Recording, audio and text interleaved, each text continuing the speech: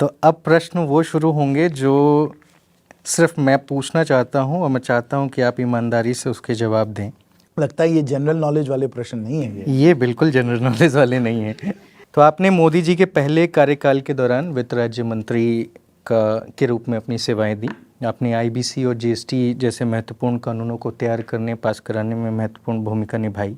एक समय पे ऐसा लगता था कि अगर अरुण जेटली साहब रिटायर होते हैं तो उस विभाग की कमान आपसे बेहतर बीजेपी में कोई नहीं संभालेगा, लेकिन वो पद जो आगे चल के और बड़ा होना था वो मिलने से पहले छीन लिया गया। इसका क्या कारण था? मैं पार्टी का वफादार कार्यकर्ता हूं अनिल जी। जो पार्टी जिम्मेवारी देती है उसे मैं पूरी निष्ठा से निभाता हूं। आज के समय बहुत ही महत्वपूर्ण काम हम लोग कर रहे हैं और वो वित्त समिति में काम हम लोग के हैं। तो पार्लियामेंट की स्टैंडिंग कमेटी ऑन फाइनेंस होती है और पिछले 4.5 साल से मैं उसका अध्यक्ष हूँ और स्टैंडिंग कमेटी में बहुत हम लोग महत्वपूर्ण काम करते हैं। 3 मैं मुख्य काम आपको बताऊं। पहली बात तो ये है कि जो भी वित्तीय कानून होते हैं जो मिनिस्ट्री ऑफ फाइनेंस से जुड़े हुए हैं, स्टैटिस्टिक्स एंड प्रोग्राम इम्प्लीमेंटेशन से जुड़े हुए हैं, कॉर्पोरेट अफेयर्स से जुड़े हुए हैं, नीति आयोग से जुड़े हुए हैं, ये सब जो कानून हैं वो हम लोगों की समिति में आते हैं और कानून को हम लोगों को उसका अच्छी तरीके से निरीक्षण करके जो भी संशोधन करना हो उसको फिर हम लोग सदन में प्रस्तुत करते हैं। आप शायद चौथी बार उसके चेयरमैन बने। जी। तो एक तो ये है कानून को बनाना। दूसरा काम कि बहुत सारे ऐसे विषय हैं जिस पे हम लोग अपनी नीतियों को और बेहतर बना सकते हैं, तो उसमें भी हम लोगों ने काफ़ी महत्वपूर्ण हम लोगों ने सुझाव दिए हैं। जैसे हम लोगों ने एक व्यापार क्रेडिट कार्ड का हम लोगों ने कहा है कि हम लोगों को करना चाहिए। हम लोगों ने ये भी कहा है कि अगर हम लोगों को एमएसएमई में क्रेडिट में और हम लोगों को करना है, उनके लोन वगैरह देने हैं तो क्या करना चाहिए।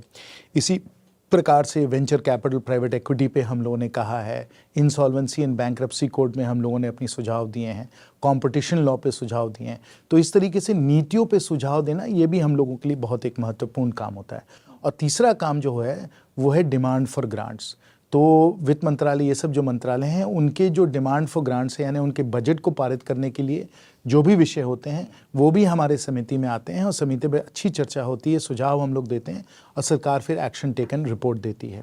और हम लोगों के वित्त समिति में बहुत ही दिग्गज लोग हैं, अनुभवी लोग हैं, जिनमें से श्री चिदम्बरम साहब हैं, मनीष तिवारी जी हैं, गौरव गोगोई जी हैं, प्रोफेसर सौगता रॉय हैं, श्री पिनाकी मिश्रा जी हैं, हम लोगों के पार्टी से श्री सुशील मोदी जी हैं, श्री रविशंकर प्रसाद जी हैं।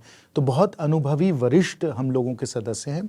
तो इस समिति को चलाना, इसकी अध्यक्षता करना, ये मेरे लिए बहुत बड़ी एक जिम्मेवारी है और बड़े मैं खुशी से इस जिम्मेवारी को संभाल रहा हूँ। लेकिन फिर भी सवाल वही है कि वो मंत्रालय का मंत्री होना और फिर इसके अध्यक्ष होने में ज़मीन आसमान का फिर भी फर्क। नहीं, मैं तो ये नहीं मानता हूँ। जैसे मैंने आपको कहा कि मैं वफादार कार्यकर्ता हूँ, जो पार्टी जिम्मेवारी दे उसमें बड़े खुशी। आरोप ये भी लगा कि एक चाय पार्टी के कारण आपकी मंत्रालय आपसे छिन गया। नहीं, ये सब तो मुझे नहीं मालूम है। आप लोग मीडिया में जो लोग बात उठाते हैं वो उठाइए आप लोग। नहीं, हम लोग उठाते नहीं, हम लोग खाली रिसर्च करते हैं ताकि सवाल जवाब करें। तो जिन मीडिया में आप हमेशा जाते हैं, बातचीत करते हैं, उन मीडिया की हेडलाइंस और जो अंदरूनी खबरें हैं वो तो यही कहती हैं कि वो चाय पार्टी थी, जिस चाय पार्टी अगर वो बात होती अनिल जी तो विमानन मंत्रालय का जो हमको फिर पद दिया गया, नहीं, वो बहुत ही महत्वपूर्ण है।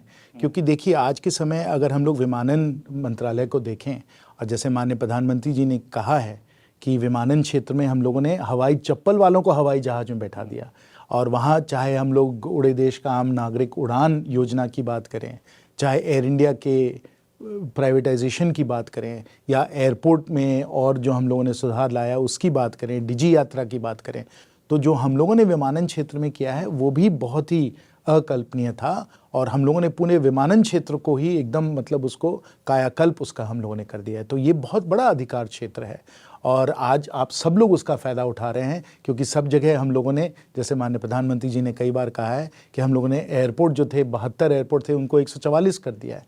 तो ये बहुत बड़ा एक हम लोगों को एक अवसर मिला था। एक शिकायत नोट कीजिएगा सर, जरूर, बहुत महंगा कर दिया है किराया आप लोगों ने। देखिए जहाँ तक मान रहे हैं आप? मैं नहीं अनिल जी, नहीं, गलत बात है। मैं आपको बताता हूँ क्यों। क्योंकि आपको अगर जो हवाई जहाज़ के जो भाड़े हैं उसको आपको विश्व के सब जो भाड़े हैं उनके मुकाबले देखना चाहिए और अगर वो तुलना करें अनिल जी तो अभी भी भारत में जो आपके भाड़े हैं वो विश्व में सबसे कम भाड़े हैं, पहली बात। दूसरी बात कि जो भाड़े आपके होते हैं वो सीधा जो तेल का जो भाव है और जो इंटरेस्ट रेट्स हैं उसके आधार पे बनते हैं। तो जैसे जैसे विश्व के बाज़ार में तेल का भाव बढ़ता है या इंटरेस्ट रेट्स बढ़ते हैं, ब्याज का दर बढ़ता है, वैसे वैसे भाड़े भी बढ़ते हैं। लेकिन अगर आप हम लोगों के एयरलाइंस की एफिशिएंसी देखें कि कितने किफ़ायती तरीके से वो अपने पूरे एयरलाइन को चला सकते हैं, पूरे विश्व में कोई एयरलाइन नहीं है जो इनका मुकाबला कर सकती। इसलिए बहुत बेहतरीन तरीके से हमारे एयरलाइंस सब चल रही हैं। लेकिन अगर विश्व में तेल का भाव बढ़ता है, इंटरेस्ट रेट्स बढ़ते हैं, तो ज़रूर स्वाभाविक है कि भाड़े भी बढ़ सकते हैं। लेकिन तब भी अगर आप 30 दिन पहले बुकिंग कर लीजिए। तेल से एक और चीज़ आया कि इसको थोड़ा सा लंबा खींच सकते हैं इस सवाल को। अभी भारत में जो कच्चा तेल है वो कितने रुपए प्रति लीटर बैरल चल रहा है? नहीं, वो लगभग अलग अलग स्रोत से अलग अलग भाव में मिल रहे हैं। लेकिन मोटा मोटी आप पकड़ लीजिए कि $80 पर बैरल, $80 पर बैरल हम लोगों का लगभग एवरेज में हम लोगों का खर्चा लगता है। उस हिसाब से पेट्रोल के दाम आपको नहीं लग रहा है कि महंगे हैं? पेट्रोल का दाम अगर देखिए आप उसको इन्फ्लेशन एडजस्टेड देखें, क्योंकि महंगाई भी है, वो 5-6% महंगाई का दर जो है वो बढ़ता चला गया है। और अगर हम लोग देखें तो पिछले 8-10 वर्षों में जो पेट्रोल का प्राइस है वो 80-90 रुपये से लेकर 100 रुपये तक गया है। लेकिन जो महंगाई का दर है, इन्फ्लेशन जो है, इन्फ्लेशन तो इससे बहुत ज़्यादा हुआ है। तो इसलिए रियल टर्म्स में अगर हम लोग इन्फ्लेशन एडजस्टेड देखें तो तेल का भाव है, मतलब जो आपका 120 तक भी गया है सर? नहीं, गया तो है, क्योंकि फिर विश्व में भाव भी बढ़ जाता है तो वो तो होता ही है। लेकिन मोटा मोटी अगर आप देखें तो जिस प्रकार से हम लोगों ने महंगाई पे नियंत्रण और लगाम लगाए रखा है वो भी एकदम ही अतुल्य है।